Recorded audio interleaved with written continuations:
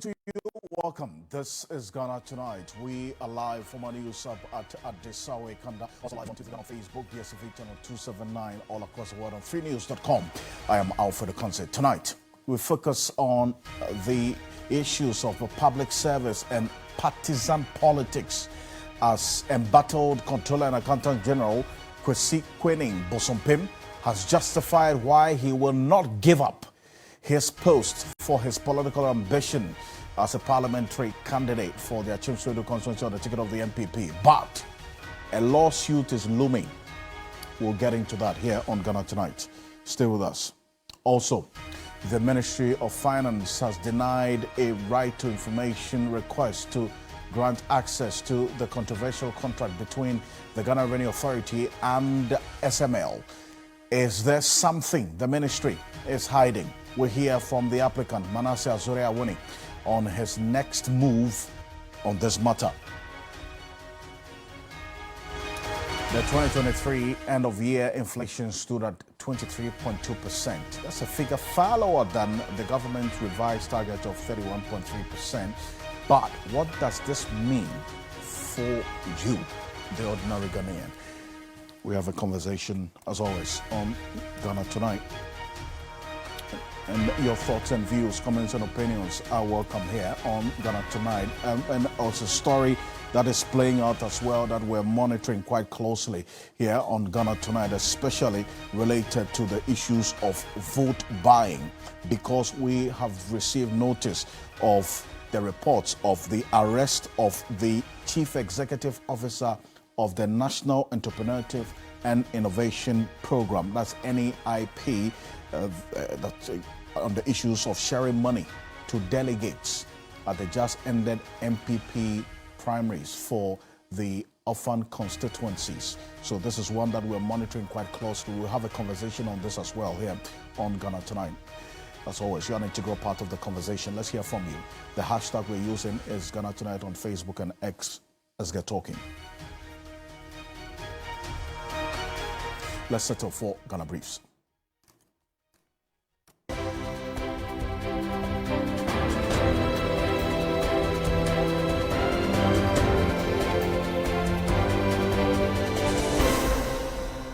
The Controller and Accountant General, Kwesi Bosompim, says he has not breached any law in his bid to contest for parliamentary position while serving as a public servant. The PFM law, and is there, and he said the president shall appoint the Controller and Accountant General in accordance with Article 195 of the Constitution. Okay, and that was the basis for the appointment. And no civil servant is appointed based on Article 195. The Controller and Accountant General's Department says it will suspend salaries of over 700,000 public sector workers who fail to register with Ghana Card by March 1. The move is to ensure a clean-up of government's payroll. Vice President Dr. Baumia has since called on public sector workers and pensioners to immediately register to earn their salaries. All existing employees who have not gotten the Ghana Card to try and get it before the end of February, because from March going, you may have a big problem if you don't have your Ghana Card and you want to get salary. Flag bearer of the National Democratic Congress, John Mahama, has assured Ghanaians that an NDC government will abolish the 1% electronic levy and subsidize the cost of data for public institutions. Speaking at the 75th New Year School, the former president said the rising cost of data is hinged on the New Patriotic Party's poor management of the economy. It is an inequitable tax. It's not a fair tax. It prevents people from the uptake of our moving towards a cashless society. And so when NDC comes, we will remove that tax. I've said it bluntly. The Chief Justice, Gertrude Tokonu, has warned court staff against preparing legal documents for court users, as they do not have any legal authority. She was speaking during the inauguration of a court complex at Kpebu in Bono East region. I am hoping I will not hear reports from Kpebu that you are demanding money from people before you serve processes. that you are demanding money from people before you do your work. We are part of the public services of Ghana. We are top on the list in the Constitution. We are servants and nothing more. Economist and lead researcher at GBC Capital, Kpebu, has raised concerns about the volatile nature of the month-on-month thread in inflation. Although consumer price inflation has declined for the fifth consecutive time to the end of the year 2023 at 23.2% from 26.4% recorded in November same year, Kpebu believes the month-on-month trend could potentially affect the overall trend in inflation moving forward. There is a bit of volatility in the month-on-month trend, which shows that we are not completely out of the woods yet.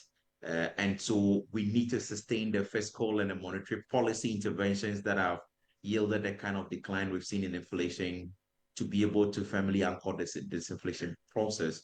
If we do not do that, we may see shocks along the way.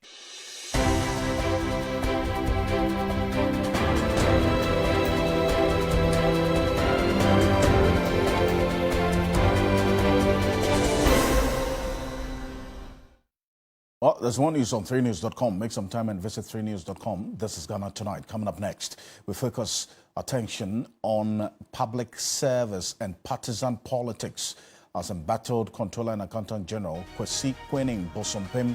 He has justified why he will not give up his post for his political ambitions. But a lawsuit is looming regarding this stance that he has taken.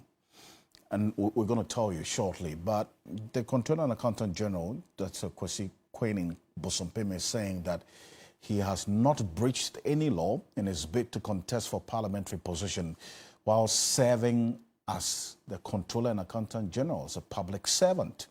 My colleague Daniel Opoko, a chief labor correspondent, spoke with him, and this is what he had to say about this stance, that, look, I'm not going to resign. I'm still going to be the Controller and Accountant General. I will go in to contest for the parliamentary candidate of the NPP in the Achim-Swedru constituency. Take a listen. The PFM law, and is there, and he said the president shall appoint the Controller and Accountant General in accordance with Article 195 of the Constitution. Okay, and that was the basis for the appointment. And no civil servant is appointed on based on Article 195.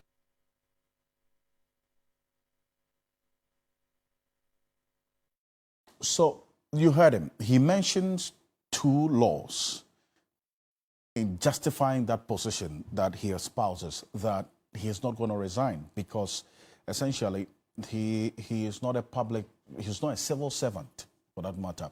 And let's look at the details of the two laws that he makes reference to justify his position that he's not going to resign.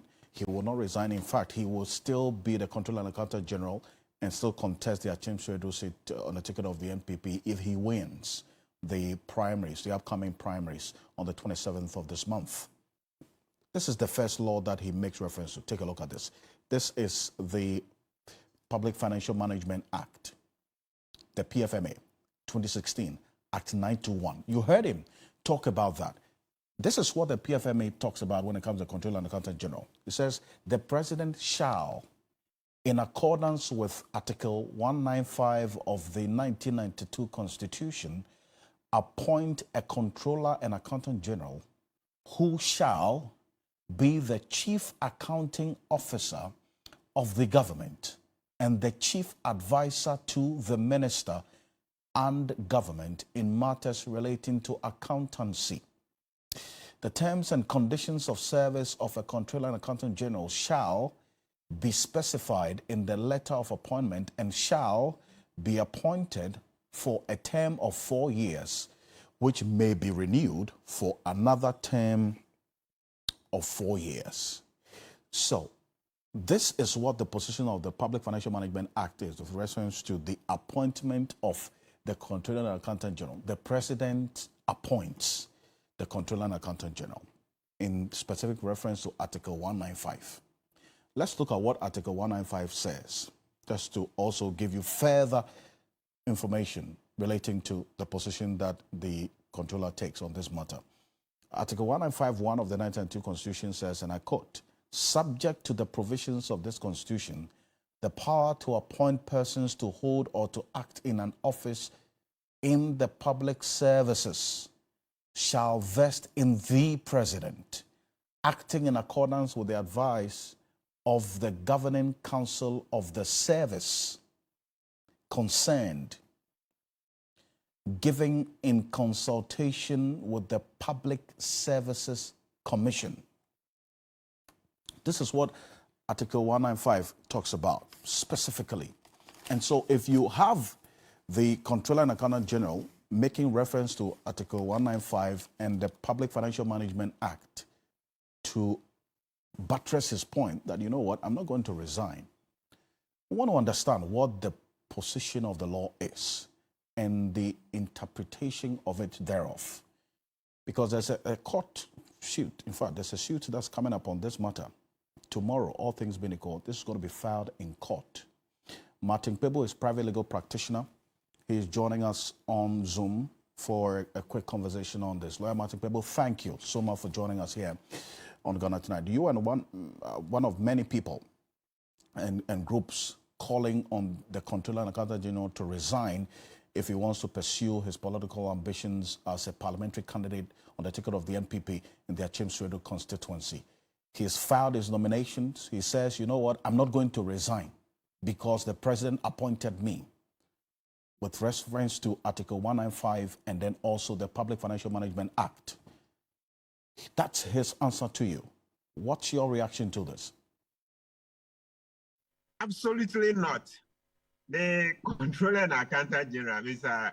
Kwesi Kwenin Busompem, has turned the Constitution on its head. And the same for the Public Financial Management Act, Act 921. Why do I say so? You see, of course, we'll come to the Supreme Court decision that says that he must resign, the Clerks Act versus Attorney General. But let's go to the Public Financial Management Act. Section 8 just provides that the president may appoint the Comptroller and Accountant General. Sorry, it shall, so it's mandatory that we shall always have one, right? Now, but when you read through Section 8, you see that this Comptroller and Accountant General is a subordinate to the Minister for Finance. He works in the ministry. He's a typical civil servant. I mean, I'm shocked that he's saying this 195 matter. It's wrong. Look, so let's look through. I'll just show you some of the provisions. So if you look through the Section 8, subsection 3, listen to what it says. It says, the Comptroller and Accountant General shall be responsible to the Minister. And when they say the Minister here, is the Minister for Finance, for the custody, safety, and integrity of public funds. So that's one of his functions.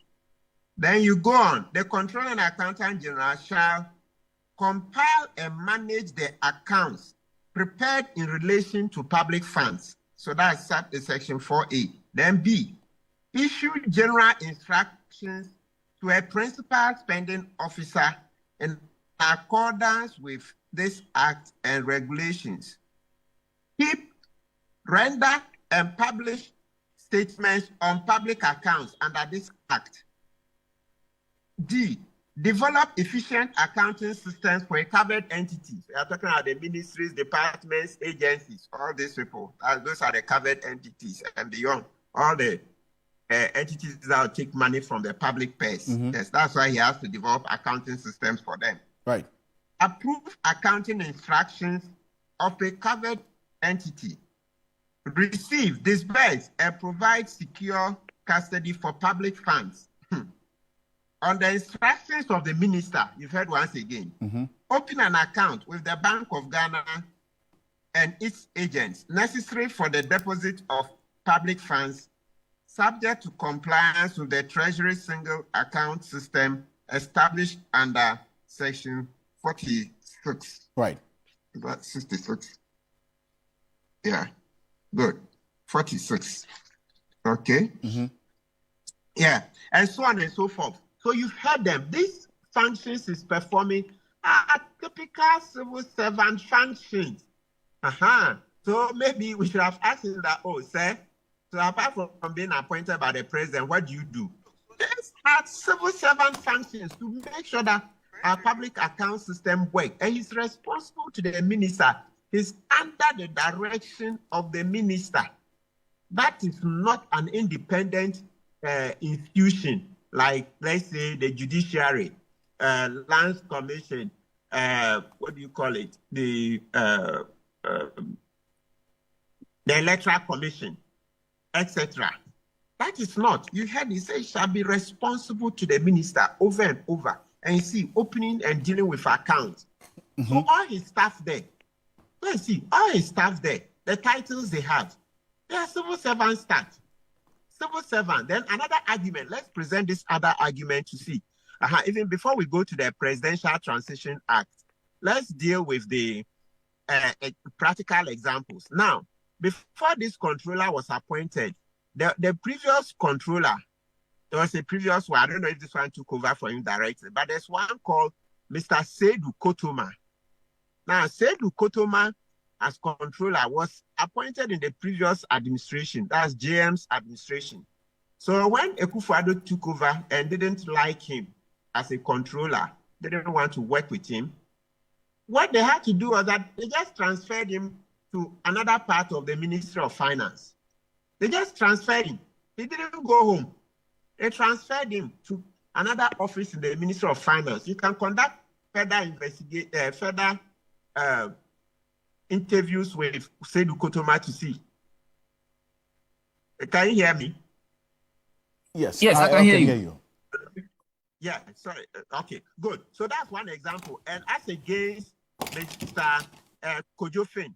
Kojo Fin was the administrator of the local government, the fund, right? District Assembly's common fund.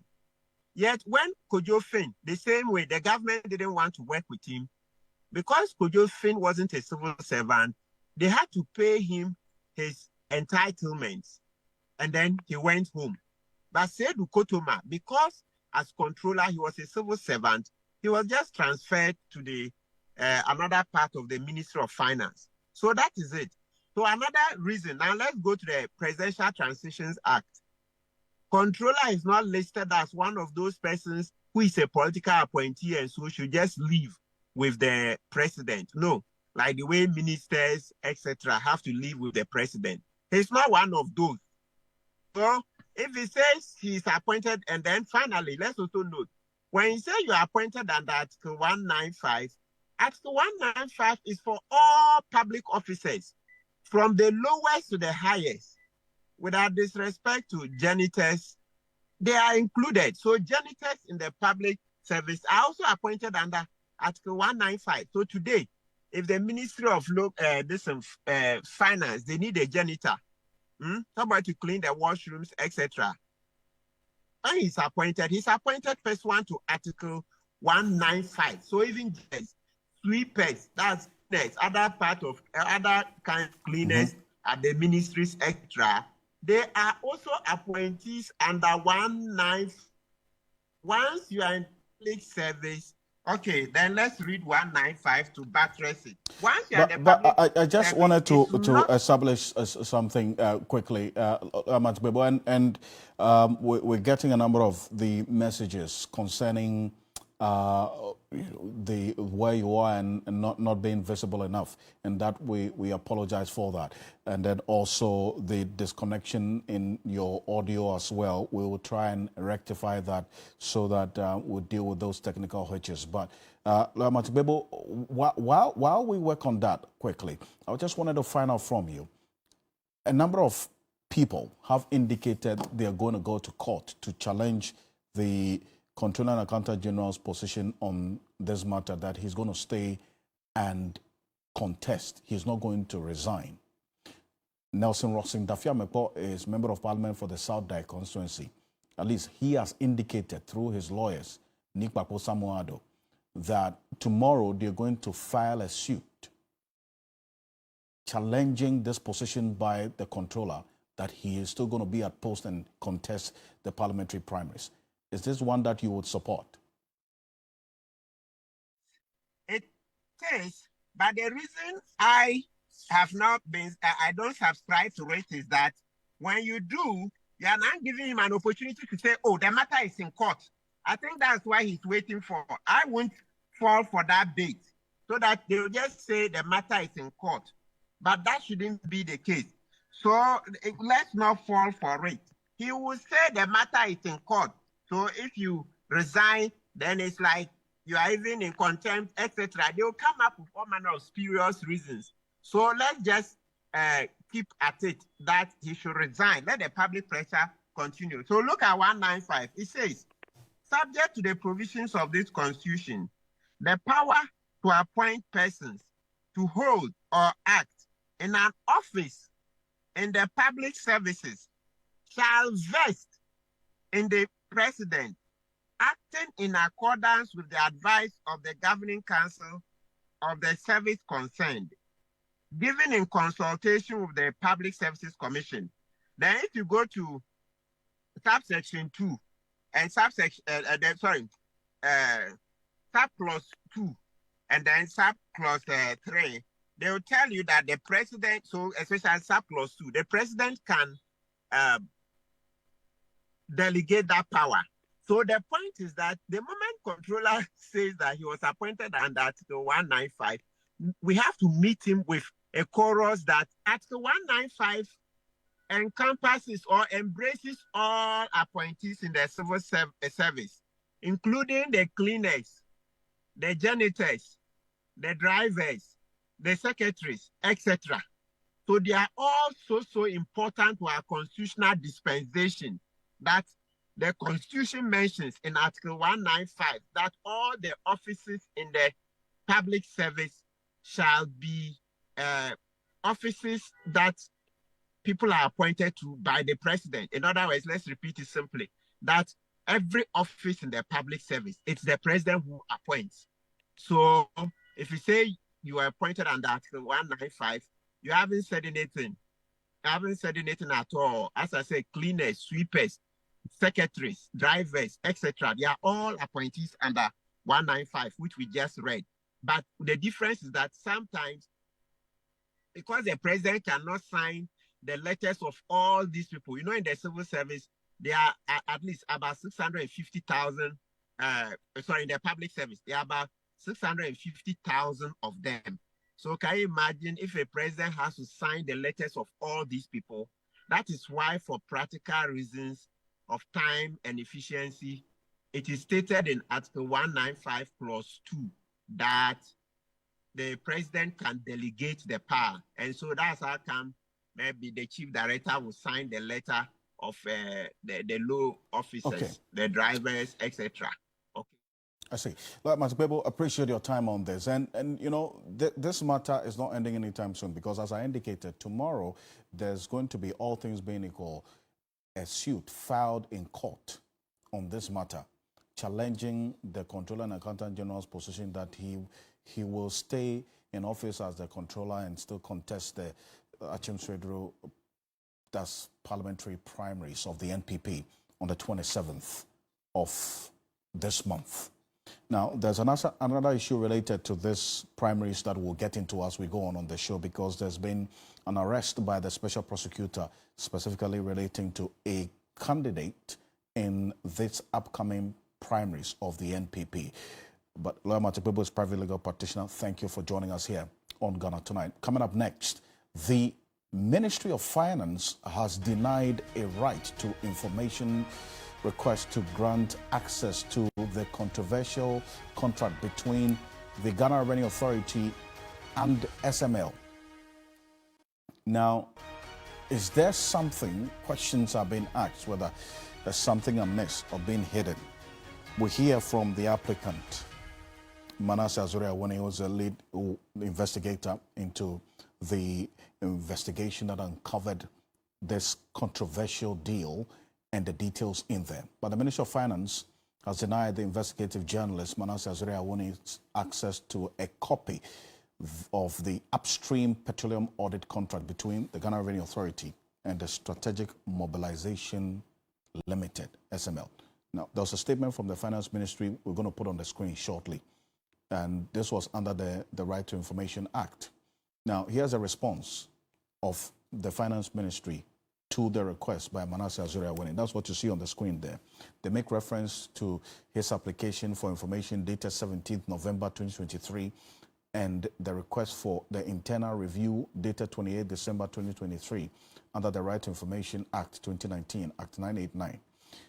The Finance Ministry says, while it is unfortunate that administrative challenges have unduly delayed our response to your original application, the Ministry of Finance, after a careful examination of the application for information, wishes to respond as follows. We are unable to grant access to a copy of the upstream petroleum audit contract signed in 2023 between this ministry, the Ministry of Finance, the Ghana Revenue Authority, and the service provider. Our position is consistent with Section 11, subsections 1, B, and C of the Right to Information Act. We do not have direct information on the purported reports from agencies in the petroleum and mining sectors about losses in the downstream, upstream, and mining sectors. You may contact the institutions in the aforementioned sectors for any such report. So that, and if you look at the third one, it said the engagement with all service providers in the revenue sector, including SML, the Strategic Mobilization Limited, are informed and underpinned by government policies. So according to the Finance Ministry, this is signed by Dr. Mohammed Amin Adam, is the Minister of State at the Finance Ministry, indicating that this controversial agreement between the GRA and SML is in accordance with government policy. And they talk about in August 2021, government launched the Revenue Assurance Compliance and Enforcement, that's the RACE, to focus on identifying and eliminating revenue leakages. So that's essentially what they responded to Manasseh on. And thankfully, Manasseh Awuni is joining us on Zoom from the US, where he's studying. Manasseh is an investigative journalist.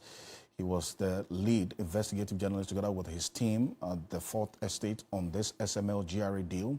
He's also a journalism fellow at the Harvard University, where he is now. Manasseh, thank you so much for joining us here on Ghana Tonight. So this is the response by the Finance Ministry to your request, essentially saying that, you know what, we don't have information for you, bothering on this SML and the GRA contract. But let's establish, first of all, what the intent of your application was in the first place. Well, as part of our investigations, we normally try to speak to the parties involved. And then when there are documents, contracts, and other details that are recorded or written, we normally want to see what is there. So as part of this investigation, we requested these documents first from the Ghana Revenue Authority as far back as July 2023, and we didn't get a response. In November, we wrote both to the Ministry of Finance and also the Ghana Revenue Authority using the Right to Information law.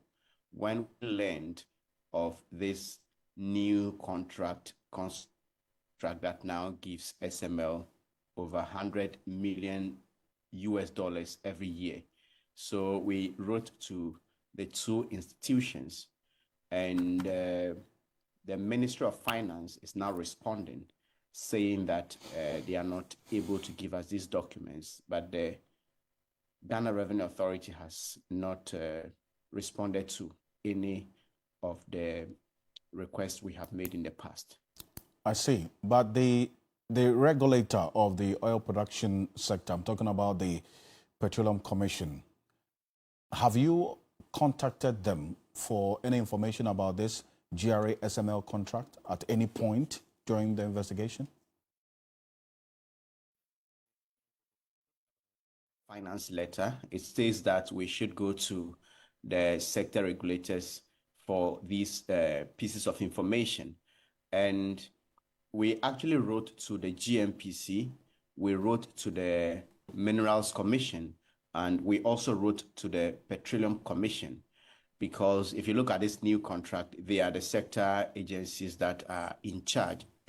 So the reason we wrote to these institutions was that if the Ministry of Finance and the Ministry of Finance letter said the minister, that is Mr. Ken Ofori-Atta, had determined that there should be monitoring in upstream oil production and also gold production in the country. What we wanted to know was whether the sector agencies had detected, noticed, or suspected any leakages or loss of revenue in these sectors, for which reason the Ministry of Finance would want to sign such an expensive contract for monitoring to be done, because we know the Finance Ministry is not an implementing agency. So in all the letters we wrote, it was the Petroleum Commission that responded to our letter and said that the commission didn't know anything about the SML contract. And we also asked specifically whether they had any report of any sort that suggested that there were leakages, either accidental or intentional, in that caused revenue losses in the country or to the country. And then the Petroleum Commission's response to us was that they didn't have any report, and also emphasized that they knew nothing about the engagement of SML. I see. They knew nothing about the engagement of SML. That's the Petroleum Commission's response to you. But if the Petroleum Commission, which regulates the oil production sector, which this deal with the SML GRA largely borders on, says it has no information about this contract, what does this tell you? It's like maybe the board of TV3 saying they are going to solve a problem in the newsroom, when the news editor and then those operating in the newsroom say that they don't know of any such problem. So it says a lot and raises more questions about what informed the Minister of Finance, Mr. Ken Ofori-Atta's decision to determine that SML, which already had problems with the downstream, now needed to go to upstream, now needed to go and do monitoring in the gold production areas, when the institutions or agencies, the technocrats that are put in charge of those institutions, have not come up with any report that suggests that we are losing money, there are leakages, for which reason a company needed to go there and seal those leakages.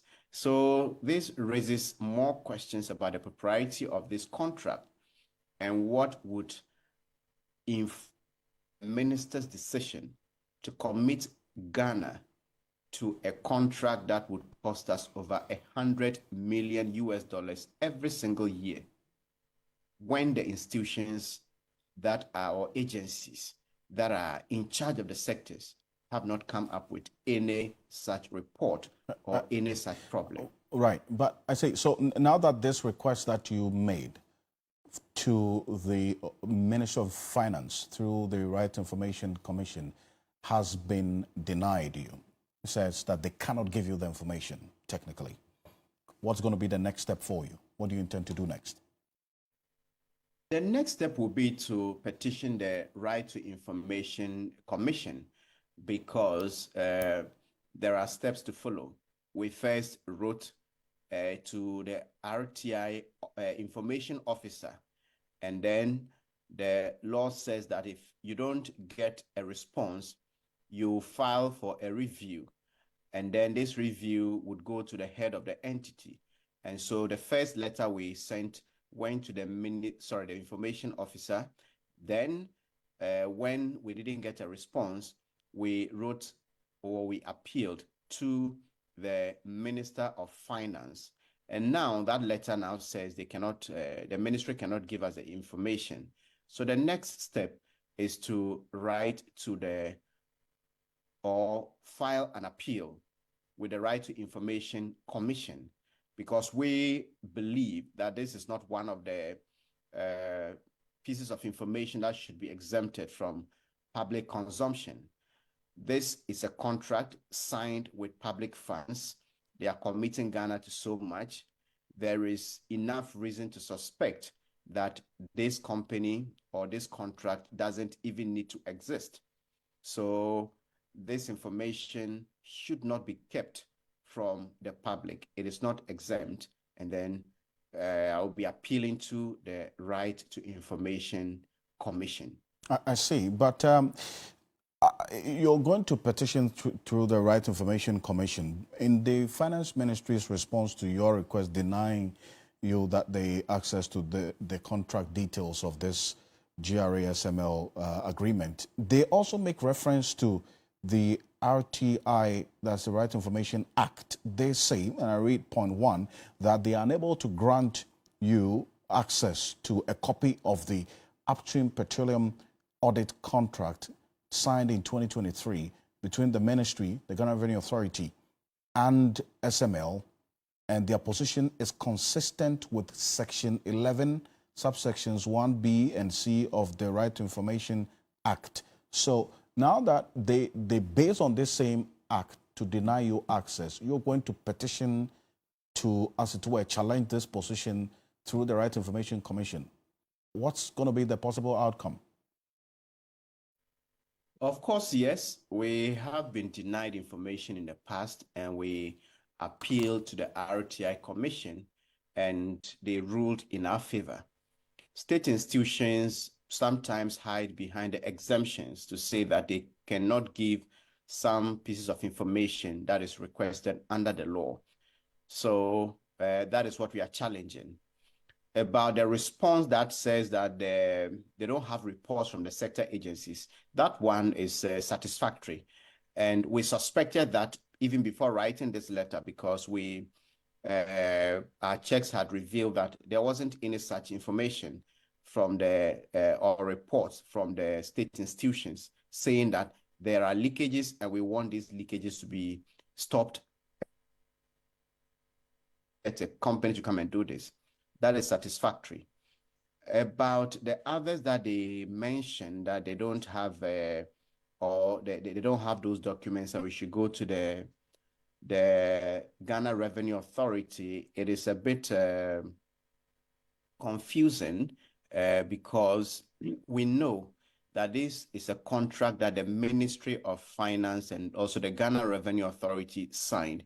If you read the GRA press release, which came after the publication of our investigation, that release actually mentioned that the GRA was directed by the Ministry of Finance or the Ministry of Finance to do this consolidated contract. So I don't know exactly what documents that they say are with the Ghana Revenue Authority, but that is to say that the GRA has also refused to give us the information, and unlike the Ministry of Finance, we haven't even got any response from the GRA saying we are unable to give you this information for A or B reason. So together, we would be appealing to the Right to Information Commission, and the commission will determine if indeed the Ghana Revenue Authority and also the Ministry of Finance are justified in denying us documents relating to the contracts between the Ministry of Finance, the GRA on one hand, and then Strategic Mobilization Ghana Limited, SML, on the other. So that determination will be made by the Right to Information Commission. Manasseh, appreciate your time, and thank you very much for joining us here. And with this issue, we'll monitor quite closely. We'll see how things play out, and let us know as well when you petition the Right to Information Commission on this matter. Manasseh Awuni is the lead investigator, the Fourth Estate, on this particular investigation that uncovered this questionable engagement between the Ghana Revenue Authority and SML with the Finance Ministry as well. And he is a journalism fellow at the Harvard University, where he is now. Manasseh, thank you for connecting with us here on Ghana Tonight. Coming up next, the Chief Executive Officer of the National Entrepreneurship and Innovation Program, NEIP, Kpebu Ocansey, has been arrested by the Office of Special Prosecutor for allegedly distributing money to delegates ahead of the NPP parliamentary primaries. Now, what we are gathering based on reports is that the arrest follows a complaint said to have been lodged at the Office of Special Prosecutor.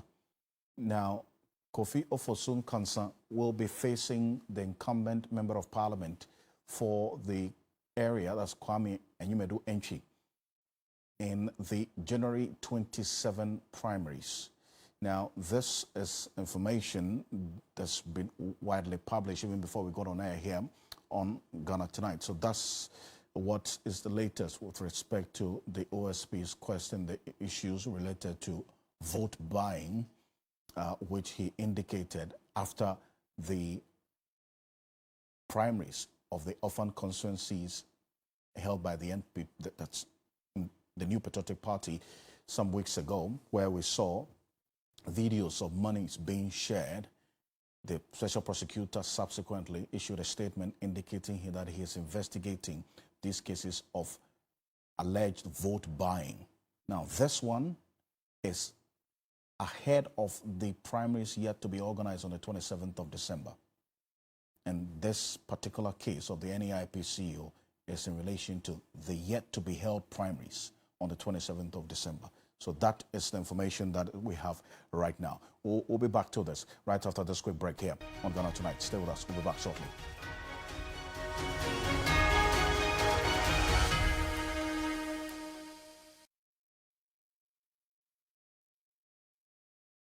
Gentlemen, we're going to demonstrate to you the superior properties of Flamingo paint as compared to other paint brands on the market. We take equal quantities of Flamingo paint and this ordinary paint. We then dilute them with water. And now, let the test begin.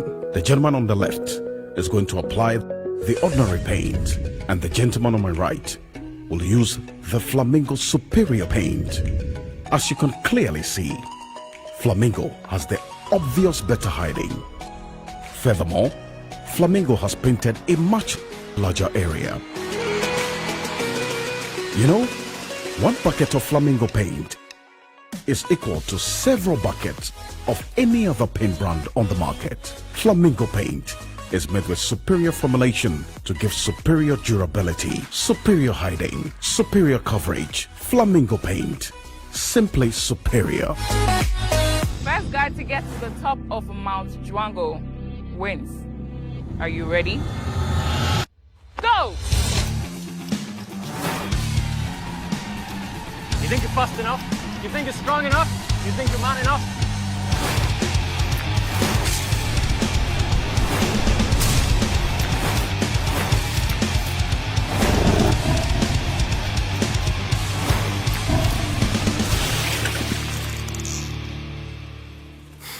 Why her?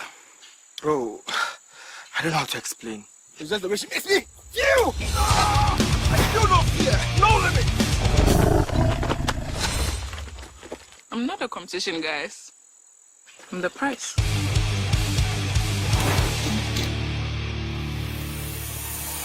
Juango, no fear, no limits. Excessive drinking can be detrimental to health. Not recommended. Persons under 18 years, lactating mothers, pregnant women, and people sensitive to caffeine. This advert is FDA approved. Anniversary sale up to 50% off. New year, new savings. Unbeatable prices at Dubai's leading furniture house, Danube Home.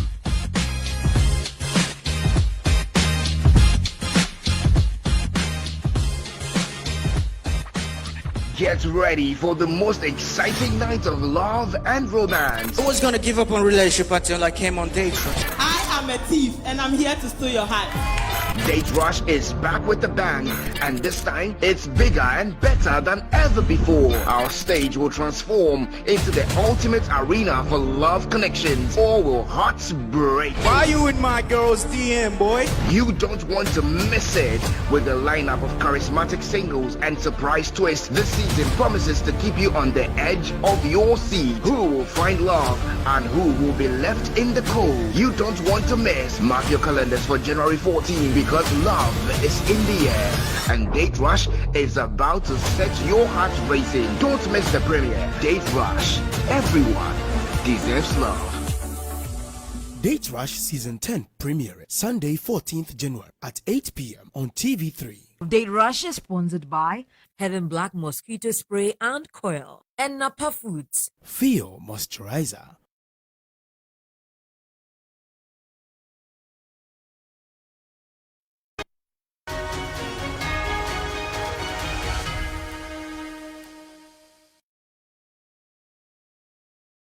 Well, welcome back to Ghana Tonight. We're live on TV Ghana on Facebook, this video channel 279, all across the world on 3news.com. Now, there's some fresh news coming through with respect to the Chief Executive Officer of the National Entrepreneurship and Innovation Program, NEIP, Kofi Ofosu-Nkansah, who we earlier told you has been arrested by the Office of Special Prosecutor for allegedly distributing money to delegates ahead of the NPP parliamentary primaries on the 27th of this month. The information we're receiving right now is that he has been granted bail after the arrest that followed a complaint said to have been lodged at the Office of Special Prosecutor by a member of the party.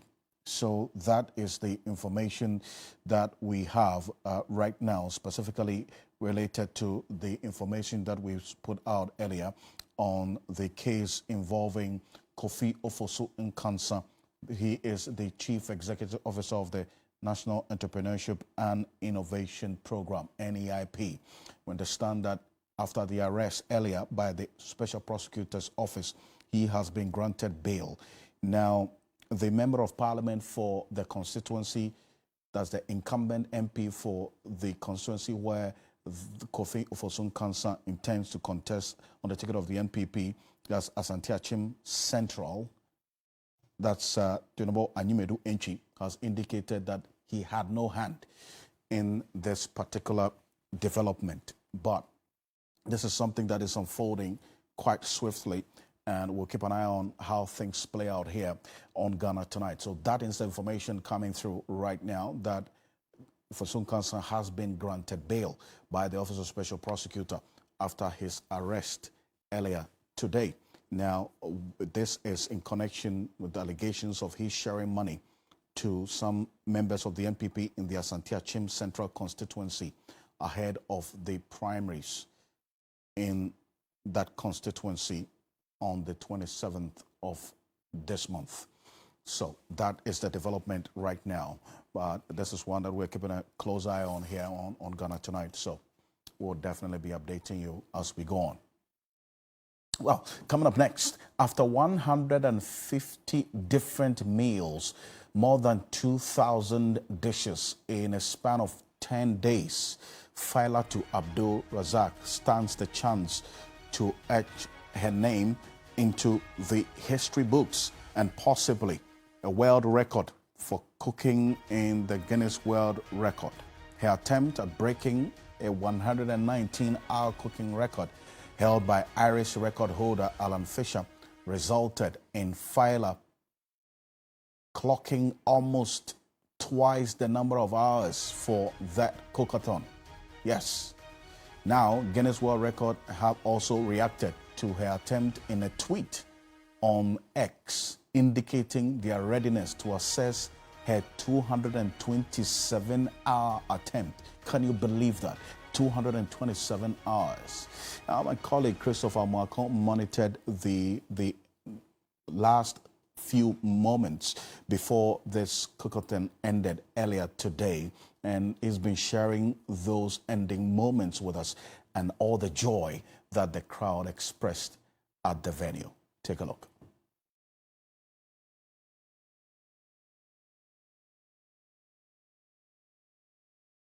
We'll try to recall that for you shortly, and also get to show you exactly the details of what happened, and getting to know the number of, in fact, the different meals, and then also how meals were distributed. We got to know that people had to go, in fact, a number of people slept at the venue for a number of days to benefit from this. Take a look. It seemed very daunting when Faila to Abdul Razak said she was going to cook for 120 hours. She ended up staying in the kitchen for 227 hours and emerged to massive cheers from the crowd as she broke down in tears. The Guinness World Records said they look forward to reviewing the evidence in a post on X. Once certified, it will beat the current certified record of just under 120 hours by the Irishman Alan Fisher. But this was more than a cookathon with large crowds, rich display of culture, and an overwhelming sense of pride in Tamale and beyond, with food stalls everywhere and a mini market around the venue of the cookathon attempt. There were many for whom the last 10 days represented a significant windfall. Actually, since this thing started, we have been making a lot of money here. For instance, the first day, I sell about 100 plus bottles, and today, the final day, it's even more than that. The hotel that hosted the cookathon has also seen an upturn in patronage to their pleasant surprise. Basically, in the beginning, we boosted Faila and her team as part of our corporate social responsibility. We didn't do this because we wanted any returns. But throughout the program, we realized that it's brought in some returns because as people come in, the patronage are branded water, they sit at a restaurant, they buy food, they even lodge in the hotel as well. So even though we didn't have the initial plan of making some sales out of this, it has actually brought in some cash for the hotel. Yeah. With endless traction on social media, this was also Tamale's movement to draw attention to the amazing variety of food, rich culture, and togetherness of the people, according to a former Ghana's most beautiful contestant, Awuni. I know a lot of people down south don't know, they've never been to the northern region before. They feel like this place is not developed. But because of this, all the media houses, all the bloggers, social media is buzzing. Everybody is posting Faila here, Faila there, Faila this, Faila that. You understand? Faila too cooked up a total of 156 meals, served 2,866 plates at the venue, and dished out more than 450 packs of food to orphanages. This was easily the biggest public party Tamale has seen in years.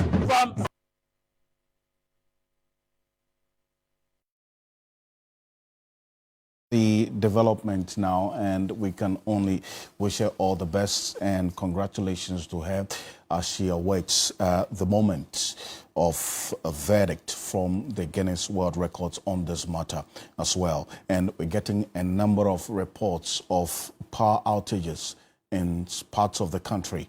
And this is one that, in fact, we had a conversation on here on Ghana Tonight in previous days, but we're monitoring the situation as well quite closely. The doomsday that is being experienced in a number of places, plus we understand that the value-added tax that you're going to have to pay for the power that you're not getting.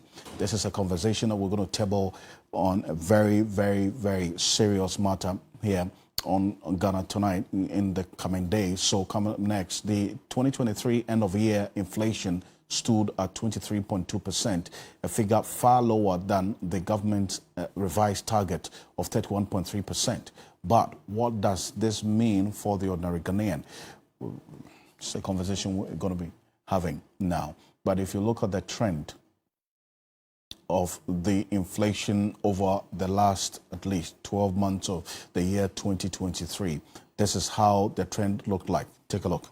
We started the year 2023 with an inflation as high as 53.6%, then reduced a bit to 52.8%, then to 45% in the month of March, then also reduced to 41.2%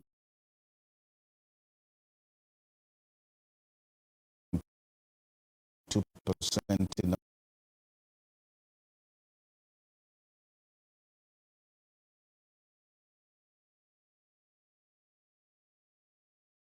month of April. Inched up a bit, a little over 1% in May to 42%. Now, if you look at from August down to December, it had been on a consistent decline.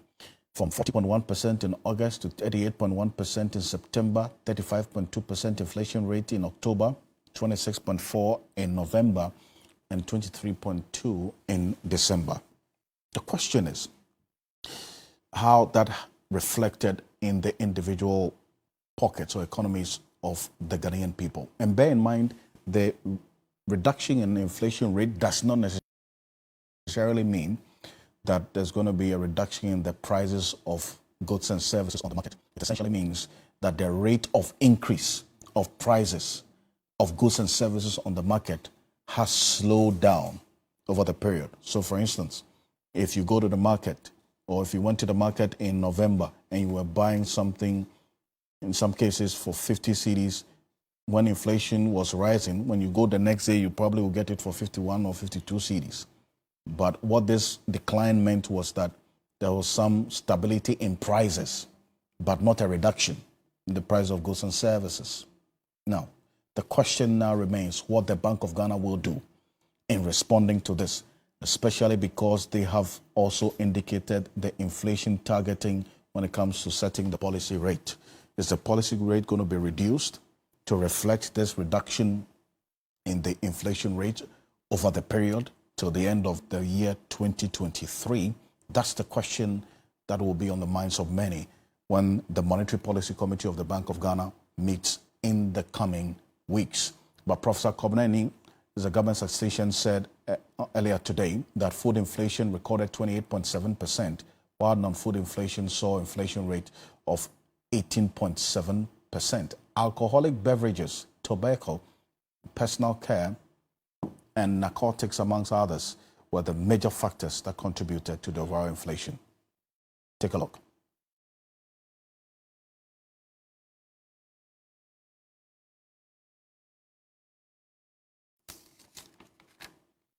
Well, so this is one that we'll also see how the trickle-down effect will look like. But let me reiterate also that we are monitoring the situation with respect to the power outages. The DUMSO is called in here in a number of areas in the country.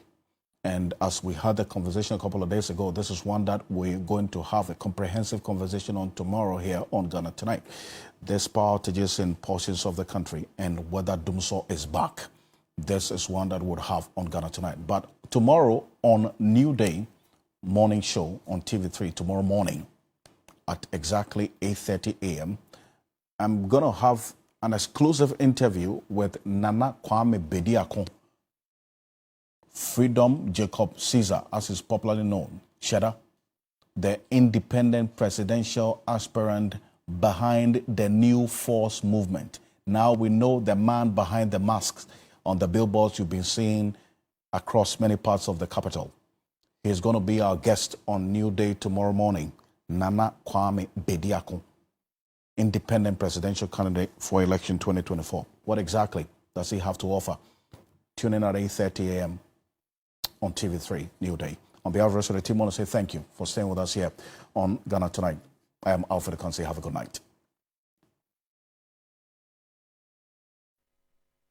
Ghana Tonight is brought to you by Flamingo Paint. Superior durability, superior hiding, superior coverage, simply superior.